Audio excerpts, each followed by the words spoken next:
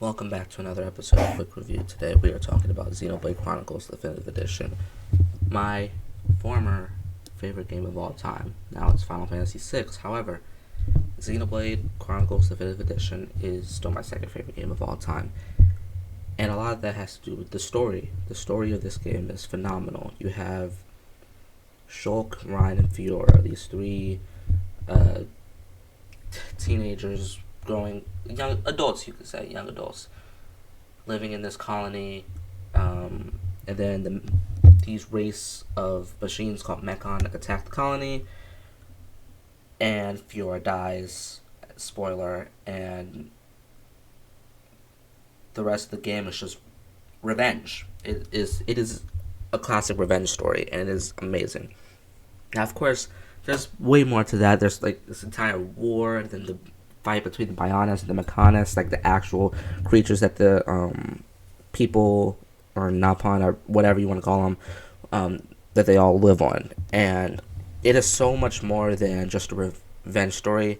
Because yes, it is, like I said, it is like at the end of the day, the main focus is a revenge story, but then you get to the point where you go back into the past and get origins on what in the world happened, how it happened, when it happened, and how it caused events in the game, like currently. And then once you get to like the surprise twist reveal after defeating Ago, I think that's what his name was. I forget. The leader of the Mechon, the surprise twist reveal is just makes the game better in every way, because it's like, oh, the reason why the Mechon are like this is because they were wronged, and or at least the Machina, they were wronged by Zanza, and Zanza did some horrible things, and that's how we end up in the final act of the game. And that's one of the things that was like, oh, I'm shocked. I did not know that was going to happen when I first watched it. And no, not first watched it, when I first played it.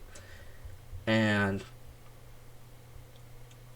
it was one of those things of which I was like, that solidified it to me as one of my favorite games of all time. And then I played through it and played through to the ending, and then it became my favorite game of all time. Ultimately, for like 2 years up until Final Fantasy VI Returned it.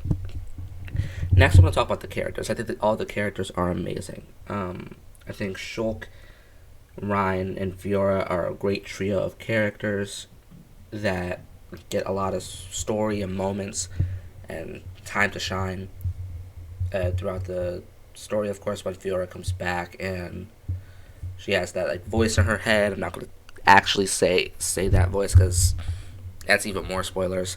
I've already given it all away at this point. But that voice in her head, as well as her ties to Dunban, and then Dunban's ties to Shulk and Ryan, as well to like Mumkar and Dixon as well. And then you have characters added on such as Melia, Charla, and Ricky, who all play a part into like this. They all play a part to the story. Of course, Charla is like has to do with the destruction of Colony 6, and of course the Mechon destroy Colony 6. Like I think even before the game started, even before the main story started, the Mechon destroy Colony 6, as she was also out on revenge. This is like a revenge story for her. Melia and Ricky were just phenomenal characters in their own right. Melia being the princess of I forget what the place is called. I forget what the location is called. It's been a bit since I played the game. And her coming to terms with her having to take on the role of being the leader. And that story is phenomenal. Of course, Ricky is just there for comic relief, but we like Ricky. He's fine. I mean, Ricky's great. I think one of the last things I want to talk about is the gameplay itself. I think this is one of the more controversial topics when it comes to Xenoblade, the Xenoblade series as a whole, because it feels like an MMORPG. And in that regard, yes, I understand. I think the combat is not the greatest. I think a lot of that has to do with the fact that Xenoblade 2's tutorial got everybody messed up because that tutorial was it was bad. One of the that was one of the reasons why I think Xenoblade 2 is not that great of a game, but that's just me.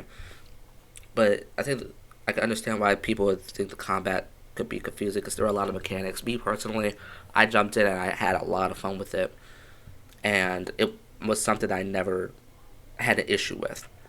Now, the world itself, the biology mechanics is a massive, vast open world. I mean, it's not like open like Breath of the Wild open, but it's still very open, and that's this charm. It's just so open that like you can come across like the one of your first areas at level 15 and you run into a level 81 monkey. That's just how like MMO like this world is. And yeah, that's Xenoblade. Xenoblade 1. It's a great game. It's a masterpiece. Everybody should play it. 10 out of 10.